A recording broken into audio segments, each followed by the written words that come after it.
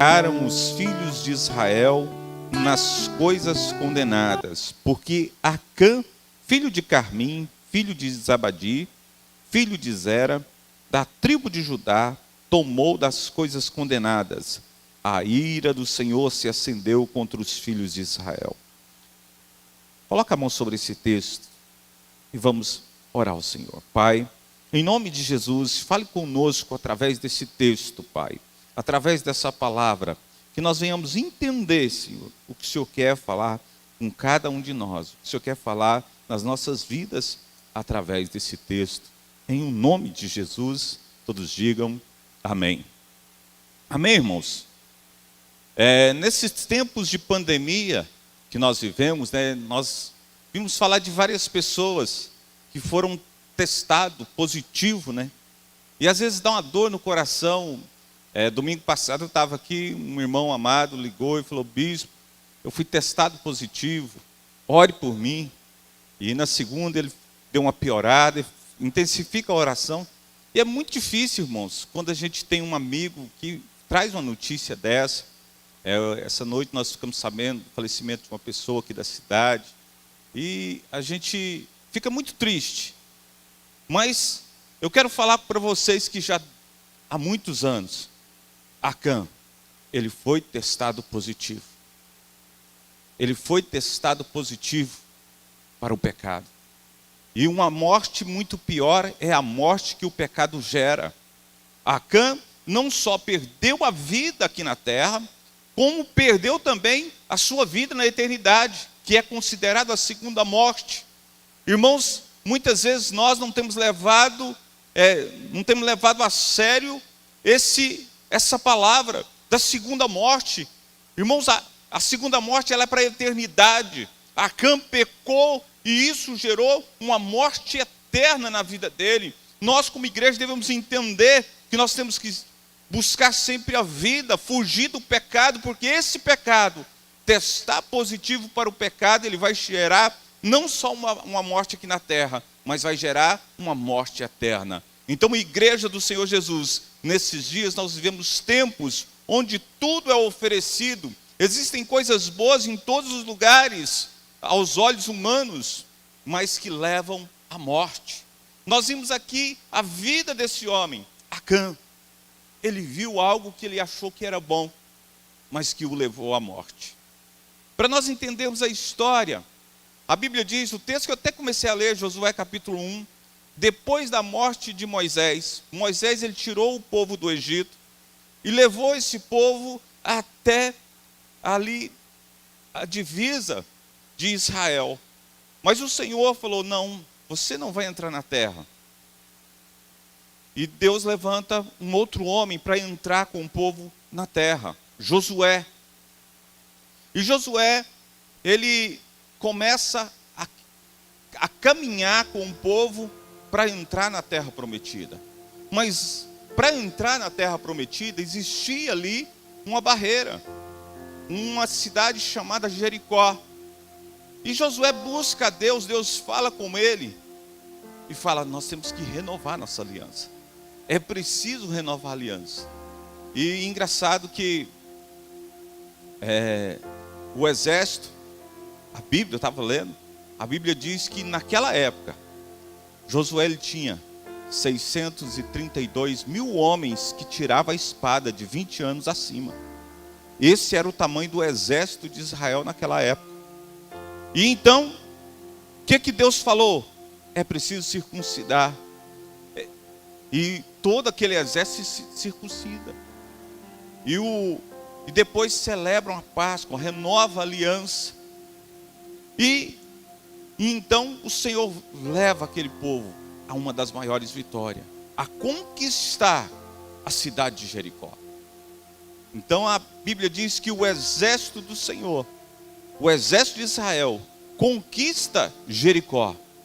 Mas quando Israel vai conquistar Jericó, Deus dá uma palavra para Josué. E fala: Josué, de tudo que encontrar na cidade, é para destruir. Não é para ficar nada sobre a cidade de Jericó. A prata e o ouro, e os metais, ferro e bronze, você vai trazer para o templo do Senhor. É a oferta ao Senhor. Amém? O ouro e a prata, os metais, eram a oferta ao Senhor. Mas o resto deveria ser destruído, totalmente destruído. E assim, Josué faz. Ele entra, conquista a cidade. Eu não vou pregar sobre as muralhas de Jericó, se bem que é um texto maravilhoso, fala também ao meu coração, muito ao meu coração. Mas conquista ali. E Josué, ele começa a falar, meu exército é muito poderoso. Nós vamos conquistar essa terra aqui num instante, porque nós somos muito fortes. Problema nosso, irmãos, que quando Deus nos dá a vitória, nós pensamos que somos nós que vencemos, mas é o Senhor em nós que faz a diferença, irmãos. E Josué, naquela ânsia de vencer, ele envia, da mesma forma que ele enviou espias a Jericó, ele envia espias na próxima cidade. Uma cidade bem menor que Jericó. Uma cidade bem mais frágil que Jericó. Então, quando vai os espias naquela cidade, volta com o relatório e fala, não, aquela cidade lá, muito frágil, nós não podemos nem colocar nosso exército todo naquela cidade para vencer, porque é muito fácil. E Josué não consulta a Deus. Josué não busca a Deus. Podemos dizer que essa foi a falha de Josué, porque se ele tivesse buscado a Deus, Deus falaria com ele, porque ele era homem de Deus. Mas ele vai tentar vencer a próxima cidade com a força natural. Irmãos, nossas batalhas não são para ser lutadas com as nossas forças naturais, mas com a força sobrenatural que vem do Senhor, amém? Josué, ele pensou, agora eu tenho um exército muito forte, eu tenho um exército poderoso, um exército que só de gritar as muralhas caem. E a Bíblia diz que Josué, aqueles espias falam, manda lá 2 ou 3 mil homens e vai resolver o problema. Josué, como sempre precavido, ele fala, então vamos mandar 3, né, para vencer. E a Bíblia diz que sobe 3 mil homens armados, dos melhores, não foi a ponta do exército mesmo, sobe para aquela cidade ficava numa colina, e então sobe aqueles 3 mil homens para conquistar a cidade de Ai. E a Bíblia diz que quando começam a batalha, quando travam a batalha, Israel começa a perder a batalha. Israel começa a ser vencido por aquele povo até inferior em força. Então o povo de Israel começa a correr, vira as costas para o inimigo e começa a correr. É isso aí que acontece, irmãos, quando nós vamos lutar sozinhos, quando nós não levamos o Senhor conosco, quando nós não pegamos uma direção, nós vamos fugir dos nossos inimigos. E a Bíblia diz que eles começam a descer ladeira abaixo. Já viu quando o negócio desce ladeira abaixo? Foi isso que aconteceu com o povo de Israel. Mas a Bíblia diz que no caminho o exército de Ai alcança o exército de Israel e derrota o exército de Israel. E naquele dia 36 homens morreram, melhor dizendo. 36 foram as perdas naquele dia.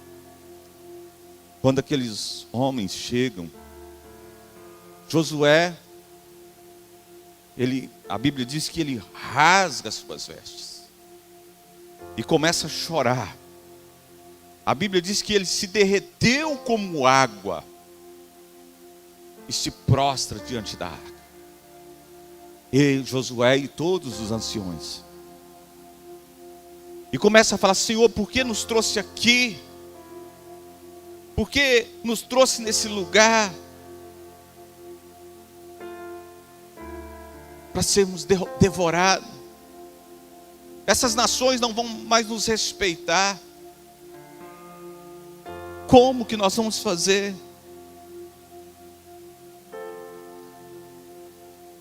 Então, irmãos, a Bíblia diz que quando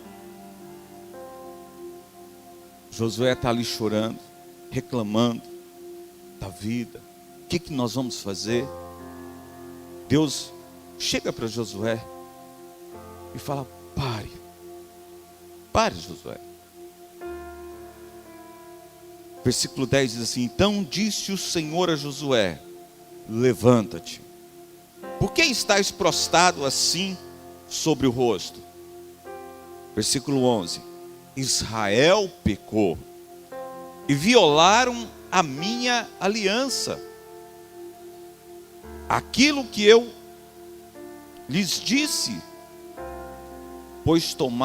que eu lhe ordenara, pois tomaram das coisas condenadas, e furtaram e dissimularam, e até debaixo de sua bagagem o puseram.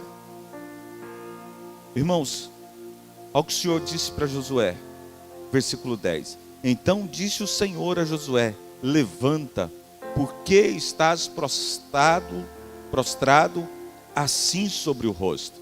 Ele está falando com Josué claramente: Josué, não é agora, tinha que ter sido antes. Quando o leite derramou é que Josué veio clamar a Deus. Irmãos, depois que você fala, não, eu vou abrir meu negócio, eu vou vencer, eu sou estudado, eu sei mexer com esse negócio, mas não buscam a direção de Deus. E aí você vai e quebra a cara, depois vai reclamar de Deus, não pediu direção, mas depois o culpado é Deus, depois o culpado é a igreja, depois o culpado é os pastores. Josué, ele quis transferir a culpa que foi dele para o Senhor. Ele fala: Senhor, por que fizesse isso conosco? A Bíblia diz que ele derreteu, mas o Senhor fala: levanta, porque eu agora vou falar o que aconteceu. Deus, ele chama Josué para ter um papo reto. Josué, eu vou te falar por que aconteceu isso. Irmãos, muitas vezes o Senhor vai te chamar para te falar por que aconteceu.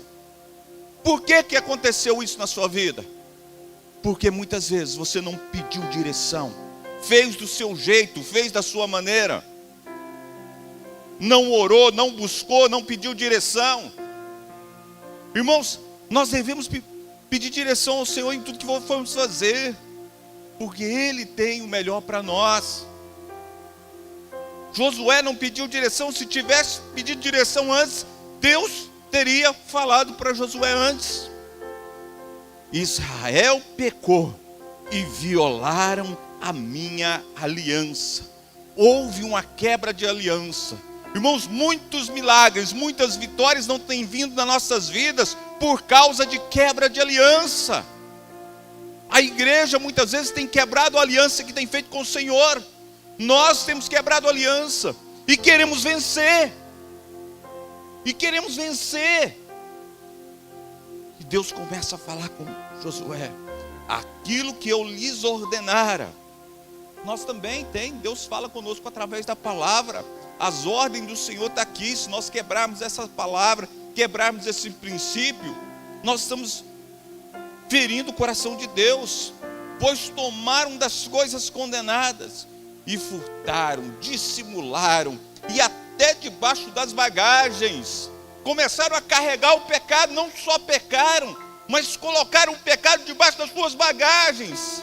Pecaram e sentaram em cima, pastor João Carlos. Falharam com Deus. Muitas vezes nós não conquistamos, irmãos, porque falhamos com Deus. Queremos ter tudo de Deus, mas não queremos entregar nada de nós.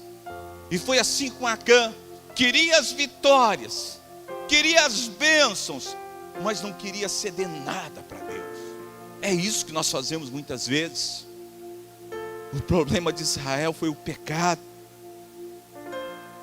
Mas Deus fala: amanhã eu vou revelar. Vou revelar quem pecou. Deus sabe todas as coisas. Por que Deus deixa para revelar amanhã? Você já parou? Por que Deus falou, já sabia tudo, irmã Lia? Já sabia tudo, por que não falou para Josué: o fulano pecou? Ele fala: não, eu vou revelar. Porque todo Israel vai ter que rever sua vida.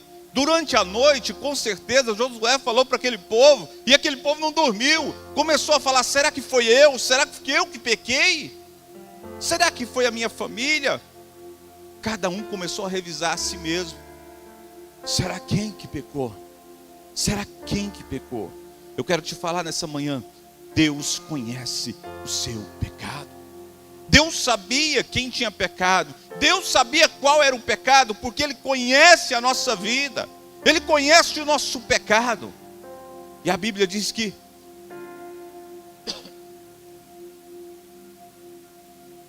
no versículo 21, Deus vai revelar. A Bíblia diz que primeiro Ele fala, ó, nós vamos lançar sorte para descobrir quem foi que pecou. Deus sabia desde o princípio, mas Ele começa. E aí, primeira tribo, eles foram eliminando. Tinha lá no peito do sacerdote, irmãos, tinha 12 pedras. Cada pedra representava uma tribo de Israel. E o sacerdote fazia lá o Urim e o Tumim, para saber quem, para lançar sorte sobre qualquer das tribos. E o sacerdote lançou a sorte, e a sorte caiu sobre a tribo de Judá. Nesse momento, eu creio que Acã já deu um nó no pescoço.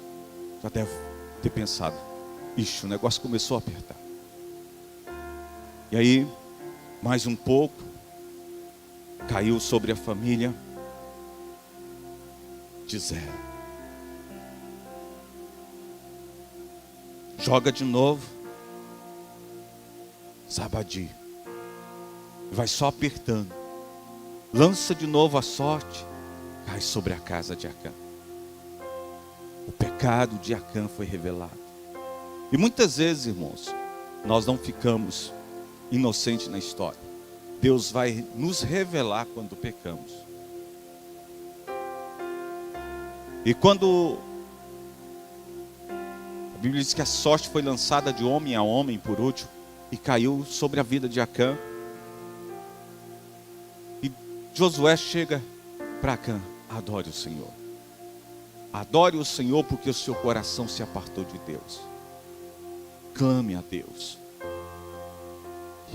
E confesse o que você fez. Aí no versículo 21 diz assim: Acã, ele responde para Moisés, ou para Josué: quando vi entre os despojos uma boa capa babilônica, 200 ciclos de prata, uma barra de ouro de peso de 50 ciclos, cobicei-os e tomei-os, e eis que estão escondidos na terra, no meio da minha tenda, e a prata por baixo. Irmãos, quando Acã é confrontado, ele confessa o pecado. Ele confessa que realmente o que ele fez. E ele vai contar o que aconteceu.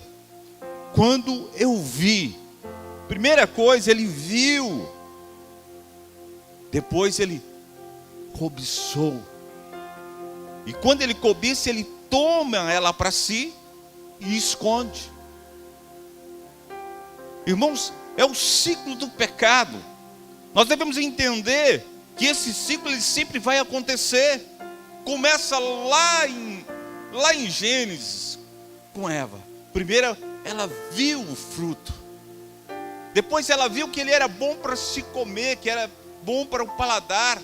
E depois ela toma o fruto. Então ela vê que é agradável e toma. Irmãos, nós temos que ter cuidado com aquilo que nós olhamos. Muitas vezes tem coisa que não tem como você não ver. Mas o problema não é você bater o olho e ver, pastor João Carlos. É a segunda olhada. O problema é a segunda olhada, que é o olhar da cobiça. Provavelmente Acã está lá, luta com luta, vence um, vence outro. Ele viu de frente, bateu o olho e viu aquela capa. E vai, aí ele volta. Ele cobiça aquela mulher, que capa. Tem ouro lá também. Dá mais uma lutada aqui, vai lá e toma para si. O problema não é você ver algo, é você voltar o seu olhar de novo. Nós temos que ter cuidado, principalmente os homens. Não tem problema você ver uma mulher bonita passando. O problema é quando você olha de novo. É o segundo olhar. É o olhar da cobiça. É o olhar que vai te levar a querer, a tomá-la. Foi o que aconteceu com Davi.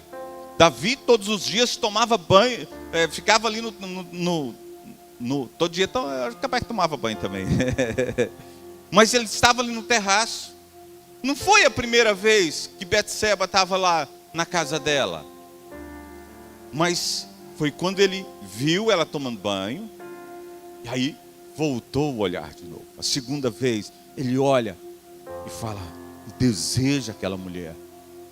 E a Bíblia diz que Davi manda chamar Betseba e toma ela para si, mesmo não sendo dele.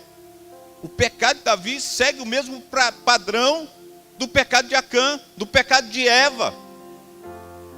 E engraçado que Adão, quando peca, ele esconde de Deus. Ele tenta esconder de Deus, mas, irmãos, não tem como esconder o pecado de Deus.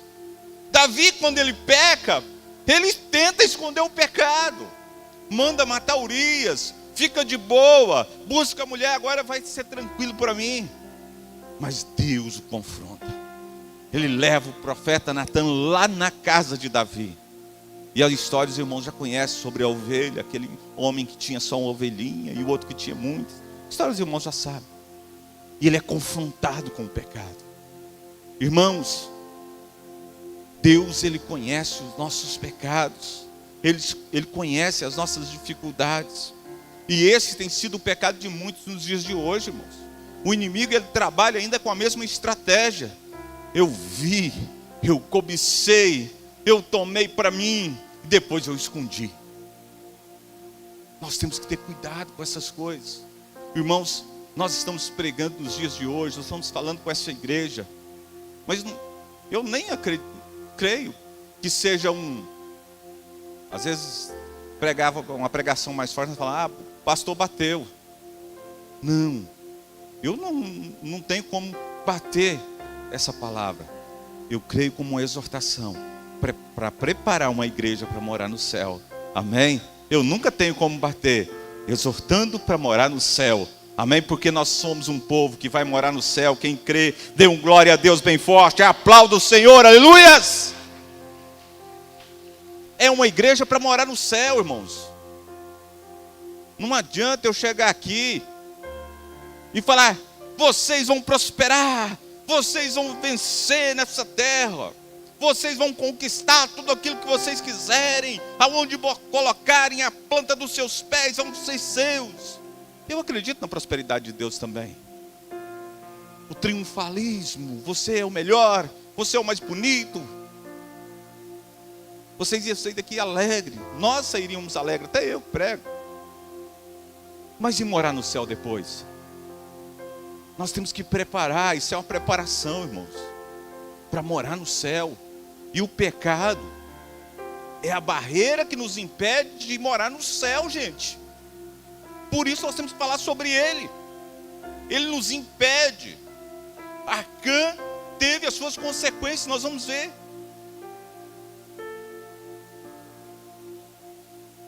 Muitos irmãos, nos nossos dias, estão se perdendo, estão caminhando para aquilo que parece ser mais fácil. Oba, oba. Nós temos que ser uma igreja que mora no céu. O que eles encontraram? Primeira coisa que Acã tinha roubado, uma capa babilônica. Irmãos, capa na Bíblia era símbolo de autoridade, era símbolo de poder. Acã, ele coloca aquela capa, quando ele vê aquela capa, ele já olha e fala, eu vou ser muito poderoso, eu vou ter autoridade, essa capa vai cair bem em mim, essa capa babilônica. A Babilônia, sempre que vocês verem sobre Babilônia na Bíblia, vai simbolizar o pecado, vai simbolizar tudo aquilo que é averso a Deus. tudo aquilo que confronta o nosso Deus.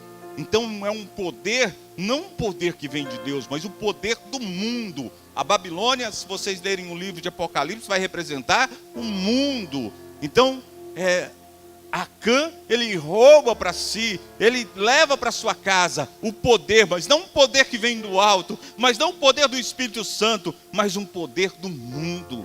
Ele leva o mundo para sua casa. Irmãos, tem muitas famílias sofrendo por causa disso. Tem levado o mundo para sua casa e quer que os filhos fiquem na igreja. O mundo está em casa. Irmãos, nós temos que levar Deus para nossa casa. Quando nós levamos o mundo para dentro de casa, a tendência, porque o mundo não é ruim, gente. Se eu falar para vocês que o mundo é ruim, não é, as coisas do mundo não é ruim. Quando nós levamos isso para casa, nós vamos, às vezes nem nós mesmos queremos vir para a casa de Deus, porque o mundo está lá em casa. A capa também representa o nosso eu, o nosso esforço, o nosso poder próprio. Quando eu visto a minha capa, eu me torno poderoso. O eu passa a ser o centro. E Acã, ele se sentiu dessa maneira. Eu agora sou o centro. Eu tenho uma força. Eu sou o poderoso agora. Ela representa o poder do eu. O poder que tinha que ser. A capa tinha que ser feita o que lá em Jericó? Hein? Destruída. Ela não era de ouro, ela não era de prata. Tinha que ser destruída. Assim é que tem que ser nossas vidas. O nosso eu, ele tem que ser destruído. E Cristo viver em mim. Amém, irmãos? Cristo viver em nós. O eu tem que ser tirado para Cristo viver em nós. Amém? Quem pode aplaudir o Senhor por isso? Aleluias! Acã, ele queria um poder natural. Ele queria o poder do eu. Mas o Senhor Jesus fala do seu poder em nós, da sua habitação em nós. Em vocês eu vou colocar o meu Consolador, aleluias.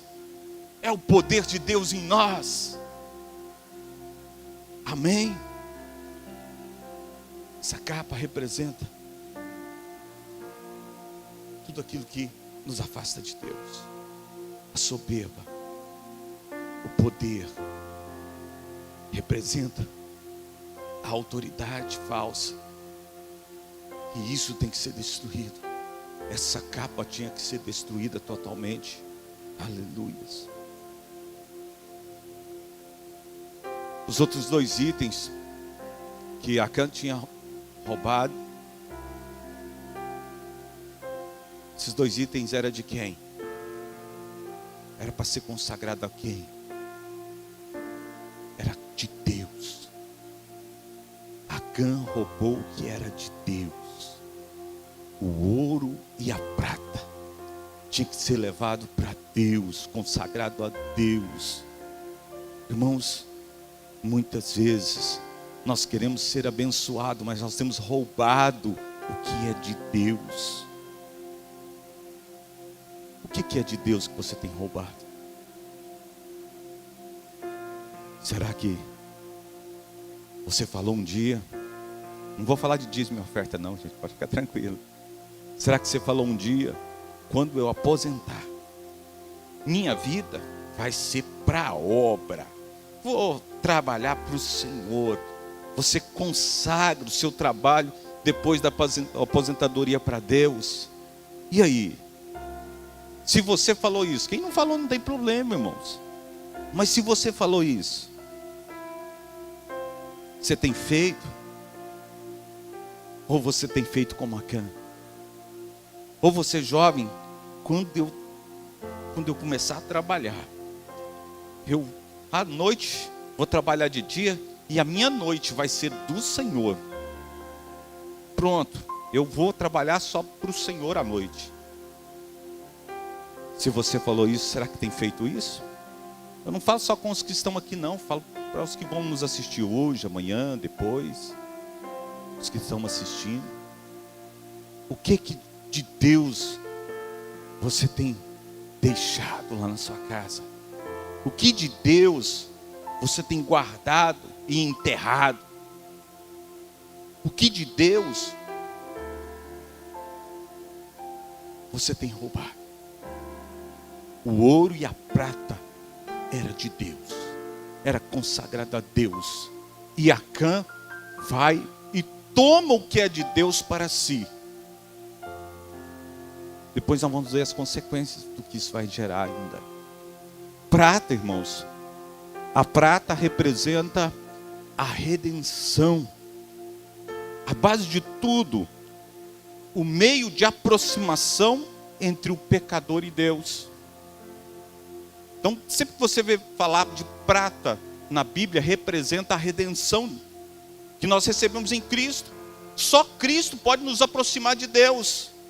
Mas, muitas vezes, lá em Moisés falava, que às vezes para ter uma redenção, o jovem rapaz, o primogênito, para pagar a sua redenção, ele tinha que dar 5 ciclos de prata. Então, representa a redenção, a prata representa a redenção. E quando Acã rouba a prata, ele está falando, eu não preciso dessa redenção que vem de Deus. Eu tenho agora a minha própria redenção. Eu tenho agora a minha alforria. Eu agora posso andar nos meus próprios caminhos, porque eu mesmo sou o dono do meu nariz. Quando Acã rouba a prata, ele está falando que eu sou dono do meu nariz. Através da prata, ele está dizendo, não preciso mais da redenção que vem de Cristo. Eu não preciso mais da redenção de Deus. Ele agora pode comprar a sua própria redenção.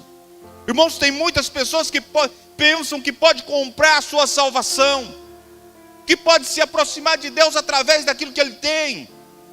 Esse foi um dos pecados de Acã. Ele pensou, eu agora estou poderoso, eu tenho os meus direitos, não vou ser tratado de qualquer maneira, porque eu tenho minha prata, eu tenho o valor da minha redenção.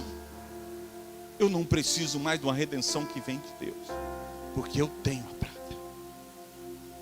Irmãos, em Eclesiastes, capítulo 12, versículo 6, a prata também aparece como o cordão de prata, que quer dizer o fio da vida.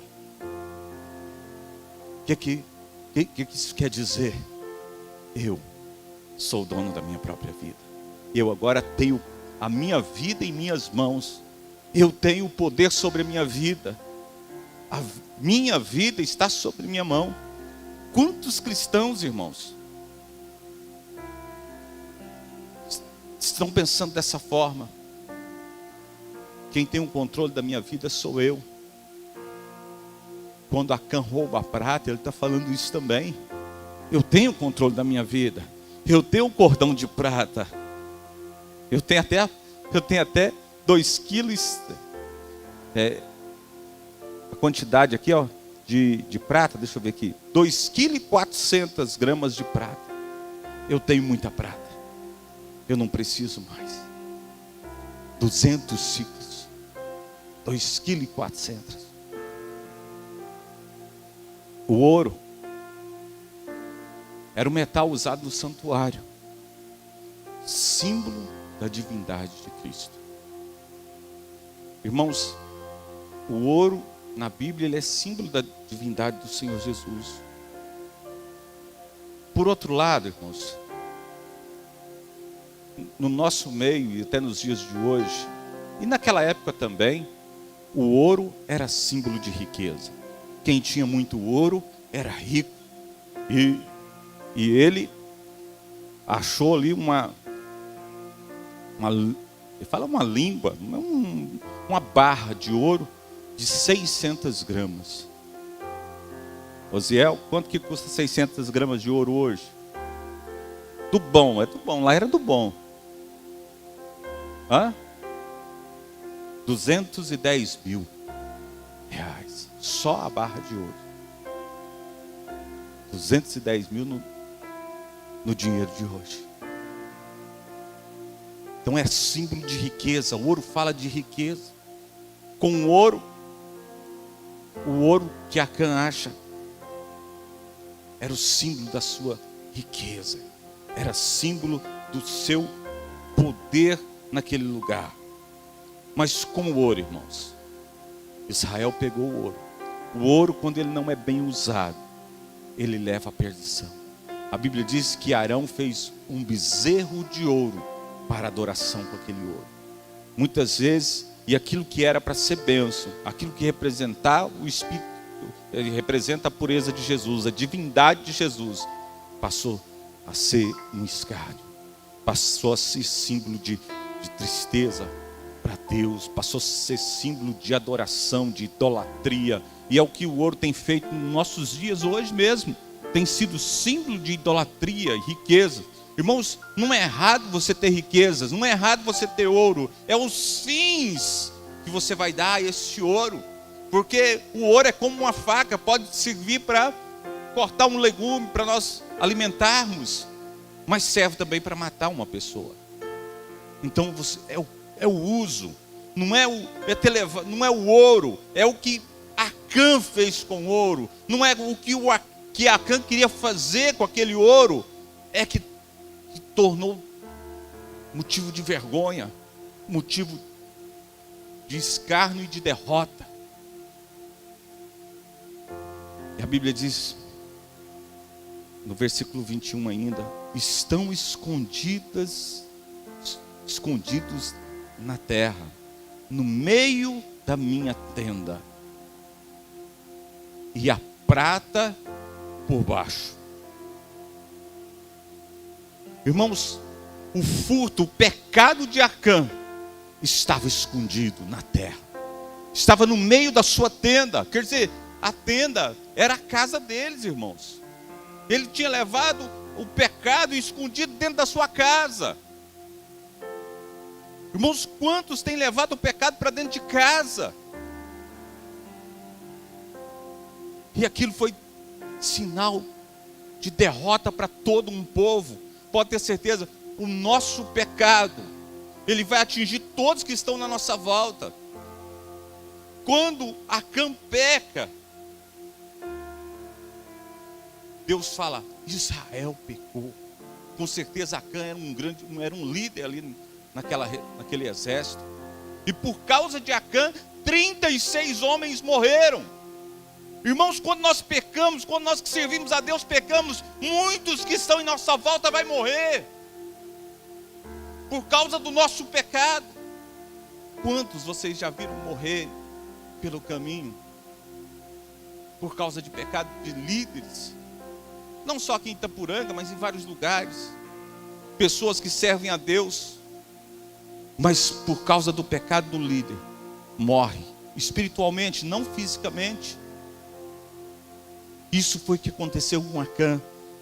Nós temos que ter cuidado, irmãos, com as nossas atitudes, com aquilo que nós fazemos, porque tem pessoas que estão olhando para nós, e se nós pecarmos, o nosso pecado pode atingir essas pessoas. Acã não caiu sozinho, 36 homens caiu com ele, no meio da tenda de Acã. Ele levou o pecado para casa, e levou toda a sua família junto com ele para o pecado, irmãos. Irmãos, quando você leva o pecado para sua casa, não vai atingir só você, atinge toda a sua família. A bispa falava aqui, domingo passado, sobre a janela, né? A janela do celular que você leva para dentro da sua casa. E dentro dessa janela, vídeos que não são próprios para um homem casado ver, nem uma mulher casada ver, nem para um jovem, nem para um adolescente. Que é de Deus, não pode ver essas coisas. E isso é o pecado que você tem levado para sua casa, que pode destruir toda a sua casa. Ah, mas não é só eu. Não. Nosso pecado vai atingir todos aqueles que estão em nossa volta. Irmãos, a prata por baixo. Ele estava dizendo, quando ele coloca a prata por baixo ali, ele está dizendo agora, eu sou suficiente, eu sou autossuficiente, eu tenho o controle da minha vida. A prata que eu tenho aqui, ela vai me dar sustentação. Eu posso pecar porque eu tenho uma prata aqui. eu tenho o controle das coisas. Por isso ele colocou, o texto ele é bem explícito, a prata ficou por baixo. Meu irmão, a prata era a base, era a falsa base, era a falsa redenção que estava sustentando os sonhos e os projetos de Acã. Estava sendo sustentado pelaquela prata, aquela falsa redenção, porque a nossa redenção está na rocha verdadeira que é Jesus Cristo. Nós estamos firmados, não em coisas desse mundo, mas em Jesus. Acã colocou a sua confiança naquela prata. A prata era a sustentação do pecado dele. Ele criou a falsa ilusão que aquela prata ia sustentar a vida dele, que ela era a redenção, ele podia pecar, que ele tinha prata para ir lá e comprar a sua redenção. Quantas vezes ele não podia pecar? Se o pecado, a redenção de um pecado era 5 ciclos, ele tinha 200 ciclos. Eu agora estou bem servido. Versículo 26 diz assim: levantaram sobre ele um montão de pedras, que permanece até o dia de hoje. Assim o Senhor apagou o furor da sua ira, pelo que aquele lugar chama Vale de Acor até o dia de hoje. Irmãos, o que acontece? Depois que Acã é confrontado e ele confessa o seu pecado, Josué manda os servos dele ir lá na barraca para conferir, lá na tenda, né? Para conferir se realmente estava lá. E aí os servos vão lá, cavam o buraco e encontram ali a capa babilônica, o ouro dentro e a prata por baixo. E entrega para Josué. Josué chama toda a família, os filhos, coloca ali. E Deus manda apedrejar, extirpar. Ah, mas bispo, mas Deus mandou matar a família junto? Com certeza, irmãos, Deus não vai matar inocente. Com certeza a família foi conivente. Primeiro a família nem sabia, mas quando ele traz para dentro da casa, a família ajuda a esconder aquele pecado. Irmãos, nós não podemos ser coniventes com o pecado dos outros. Nós não podemos ser coniventes nem com o pecado da família. A família foi conivente e apoiou. Agora a nossa família agora vai crescer. E toda a família é apedrejada. E a Bíblia diz que queimados. E a cinza foi levada, foi feito em cima, sobre a cinza, um monte de pedra. E o escritor do livro de Josué fala que até hoje a pedra está lá. Aquele monte está lá. Para quê? Para lembrar que o pecado fere o coração de Deus. Que o pecado traz consequências. Nós temos que lembrar isso todos os dias. Que o pecado ele traz consequências. O pecado gera morte. Não só a nós, mas a todos que estão ao nosso redor. Até os animais, irmãos, até os móveis. Mas por quê? Porque ele pegou daquele ouro e misturou aos seus bens. E quando nós roubamos de Deus, quando nós pegamos algo que é de Deus e misturamos naquilo que é nosso, mesmo que já seja santificado, se torna algo terrível aos olhos de Deus. Amém? Vamos colocar de pé. Quero orar para os irmãos. E nós temos que fugir de tudo aquilo que tem aparência do mal. Amém, irmãos? Aleluias. Quem aqui vai morar no céu, diga glória a Deus. Quem aqui vai fugir de tudo que é pecado, em nome de Jesus, diga glória a Deus.